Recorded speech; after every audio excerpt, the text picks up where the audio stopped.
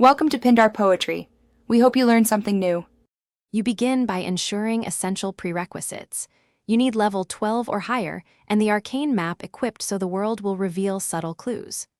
Once done, head straight to the Northern Beacon quest node and talk to Guide Mara.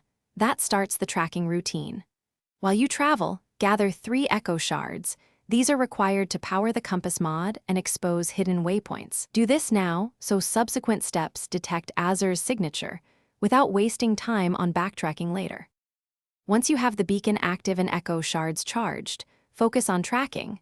Follow the shimmering footprints that appear on your arcane map and move steadily for about half a mile to 1 mile. Speed breaks the trail. Make sure to pulse the compass every 2 minutes with an echo shard so the signal sharpens and false positives drop away. When signals spike, stop and investigate the nearest marked ruin. By checking 3 ruins, you can triangulate Sorcerer Azur's locus and narrow the search area. To finish, approach Azur's locus prepared.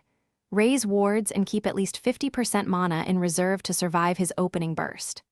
Once engaged, hit the disruption sigils to collapse his shield. Aim for the left flank where his defenses are weakest, then push with focus spells. If you lose the trail or encounter dead signals, stop and repulse the compass with another echo shard, then recheck the ruin markers you previously marked. This troubleshooting step restores your triage and prevents wasted detours. Thanks for watching. Consider subscribing if we helped you.